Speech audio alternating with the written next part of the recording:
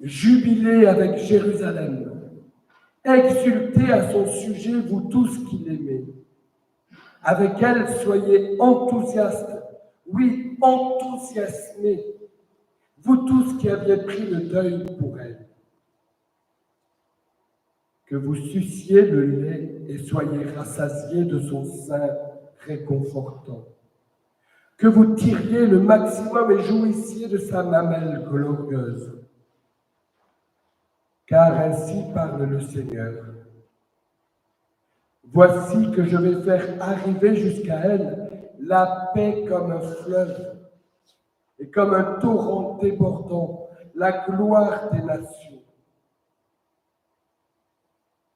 Vous serez allaités, portés sur les hanches, cajolés sur les genoux. Il en ira comme d'un homme que sa mère réconforte. C'est moi qui ainsi vous réconforterai. Oui, dans Jérusalem, vous serez réconfortés. Vous verrez, votre cœur sera enthousiasmé. Vos os, comme un gazon, seront revigorés. La main du Seigneur se fera connaître à ses serviteurs, mais il se montrera indigné envers ses ennemis.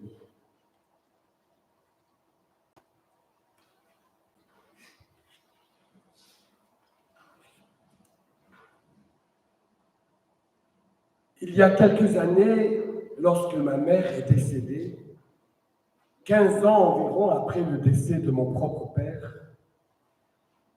j'ai eu besoin de dire à mes frères et sœurs que dès lors nous étions orphelins.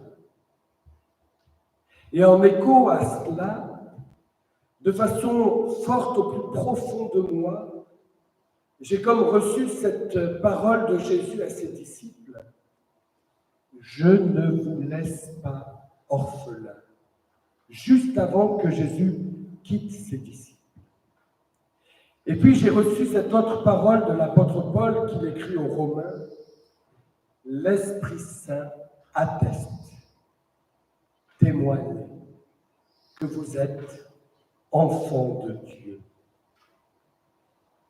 Alors depuis, en commençant la prière du Notre Père, qu'on dira tout à l'heure, dans ma tête et dans mon cœur, il m'arrive de dire, mais vous ne l'entendez pas, c'est dans mon cœur seulement que ça se passe, notre Père et notre Mère qui êtes aux cieux. Tout simplement parce qu'à côté des images paternelles de Dieu que l'on connaît très bien, se trouve bon nombre aussi de représentations maternelles de Dieu. Un Dieu de tendresse, un Dieu de compassion, un Dieu qui console, plein de miséricorde. Et le mot miséricorde en hébreu, c'est le sein maternel, c'est la matrice. C'est ce qu'on appellerait parfois aujourd'hui aussi les tripes. Vous savez, quand une femme a mal de voir son enfant mal, elle a mal aux tripes, elle a mal à l'intérieur d'elle. Un Dieu ici qui allaite, qui offre à manger pour que son enfant grandisse. Un Dieu qui est pris aux entrailles, qui pleure sur le peuple et le monde égaré dans leur logique d'égoïsme, de destruction, de mort. Un Dieu qui est comme une poule sous les ailes de laquelle les poussins peuvent s'abriter.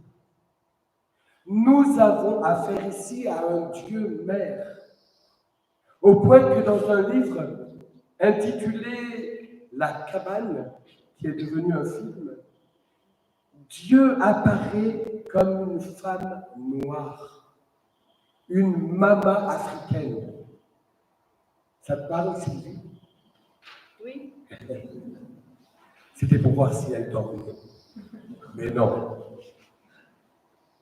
Ça nous choque peut-être, ça nous surprend, ça nous questionne, mais je crois que là, il y a des choses essentielles qui sont en train d'être dites et d'être redécouvertes. D'ailleurs, le livre d'Ésaïe évoque parfois de façon maternelle la relation de Dieu avec son peuple. Au chapitre 49 en Ésaïe, il questionne. Une femme oublie-t-elle son nourrisson dit-elle de montrer sa tendresse à l'enfant de sa chair. Eh bien, même si celle-là l'oubliait, moi, le Seigneur, je ne t'oublierai pas. Dans les pommes de ma main, dans la pomme de ma main, je t'ai gravé. Et voilà au chapitre 66 qu'on vient de lire, on vient d'en lire un tout petit bout. Dieu est aussi présenté comme une mère qui console son fils, son enfant. Les enfants d'Israël sont allaités, portés dans les bras, caressés sur les genoux. Et tous ces verbes, ils sont au passif parce que ce sont des passifs divins pour dire comment Dieu agit envers son peuple, comme une mère agit envers son enfant. Voilà donc une image de plus maternelle de Dieu dans son amour pour le peuple. Et il faut reconnaître que nous avons du mal. Nous avons du mal avec cet aspect maternel de Dieu parce que nous refusons bien souvent de sortir d'une vision étriquée et unique de Dieu dans laquelle nous l'enfermons. Mais si la Bible parle de Dieu de façon variée, diverse, ne serait-ce pas justement pour nous rappeler que Dieu a de multiples facettes et qu'aucune n'est exhaustive, définitive en elle-même. Nous ne pouvons et nous ne pourrons jamais enfermer Dieu dans une seule manière de le voir, dans une seule manière d'en parler.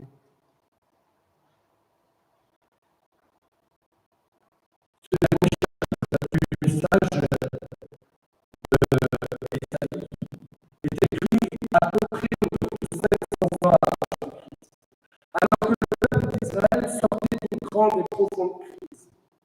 Le pays portait encore les blessures de la guerre contre l'Empire babylonien, 2 générations plus tôt. Et les populations déportées en exil à Babylone venaient de rentrer.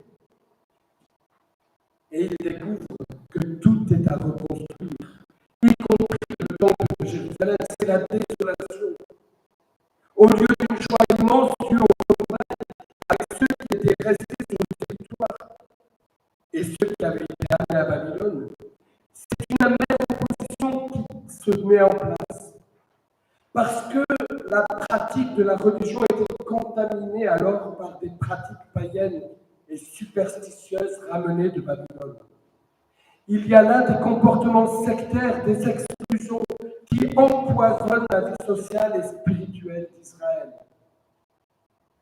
Ce peuple est divisé, de retour d'exil, mais écrasé par la tâche à tout reconstruire.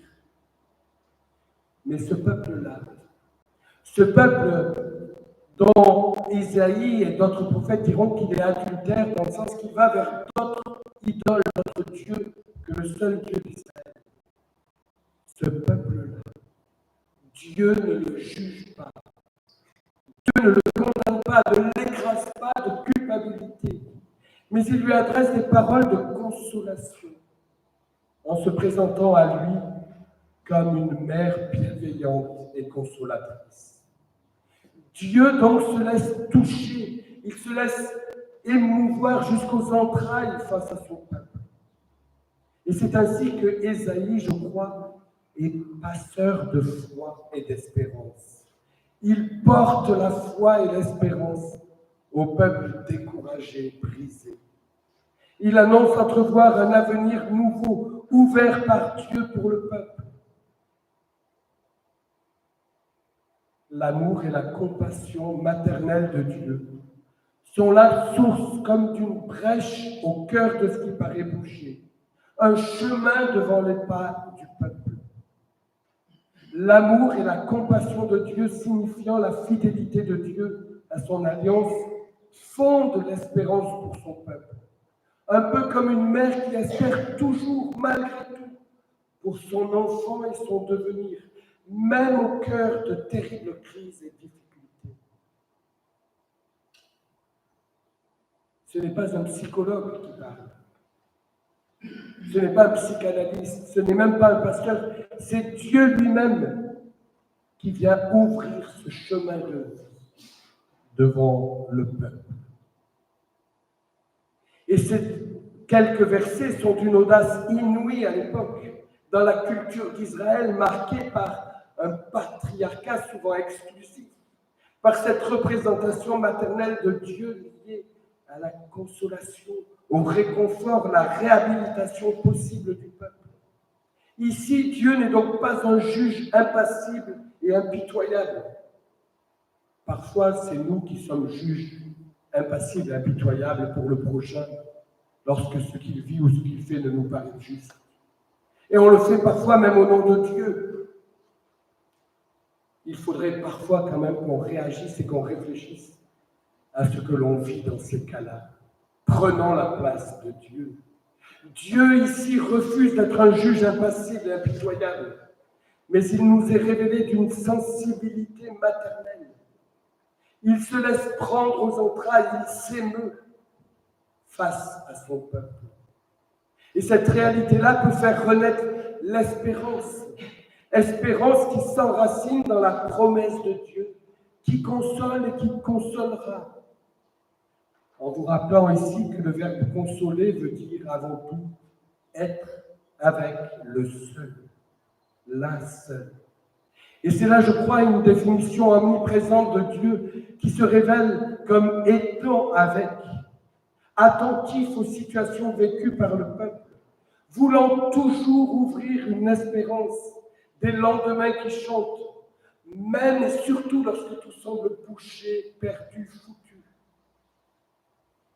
Voilà la source de paix et de joie.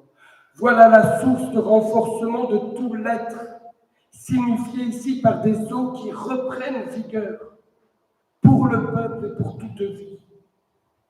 D'autant plus lorsque les yeux voient, discernent l'œuvre de Dieu dans son amour maternel. Alors il n'y a plus besoin de s'inventer une histoire, parce que notre vie ne nous paraît pas assez belle, alors on en crée une autre qui pourrait être la nôtre, qui pourrait sembler être la nôtre, mais qui n'est que mensonge.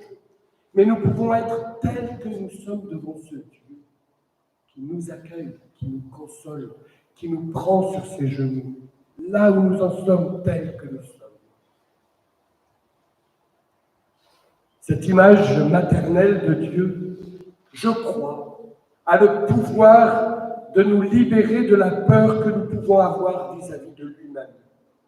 Elle n'exclut pas l'image du Dieu Père Tout-Puissant. Elle n'exclut pas non plus l'image du Dieu Juge. Mais je crois qu'elle vient comme équilibrer ces images en étant porteuse de soins, d'attention, telle que la puissance de Dieu est ici, puissance d'amour, féconde, source possible de vie nouvelle. Ici, il est donné, je crois, à Ésaïe de voir et d'annoncer que ces brèches, ces fissures, jadis faites par les ennemis, et là, entendons pas des ennemis humains, mais des ennemis spirituels plutôt, se trouve l'ouverture nouvelle d'une Jérusalem féconde, un espace qui porte l'espérance, qui porte l'abondance. Et quant à moi, je crois que si cela est possible envers Jérusalem et Israël, Dieu peut encore s'infiltrer aussi aujourd'hui par sa parole promesse dans les brèches et les fissures de ma vie. Non pas pour appuyer là où ça fait mal, mais juste pour soigner, juste pour consoler, à la lumière de ce dont l'Évangile témoigne en Jésus-Christ. Est-ce que je saurais arrêter de me montrer fort, voire parfois parfait aux yeux des autres, mais simplement à être moi-même, avec tout ce qui fait mon histoire, tout ce qui fait ma vie, et me laisser consoler, réconforter, en cherchant auprès de Dieu paternel et maternel cette consolation, ce réconfort, ces soins, en le laissant voir ma vie et ses brèches telles qu'elle est, ses fissures, ses déchirures, et en osant espérer encore aujourd'hui qu'en Dieu se trouve un chemin ouvert et fécond sur lequel je pourrais me remettre en route, raffermi dans tout mon être, vers cette paix, cette joie du salut de Dieu. Ce Dieu qui aime son peuple, ce Dieu qui m'aime et qui vous aime comme un père, une mère aime son nourrisson. Mais ce Dieu que je ne saurais enfermer dans une seule image. Chers amis, mes frères, mes sœurs, nous ne sommes pas orphelins. Dieu nous aime comme un père, une mère. Il est pour toi, pour nous, pour moi, paternel et maternel. Amen.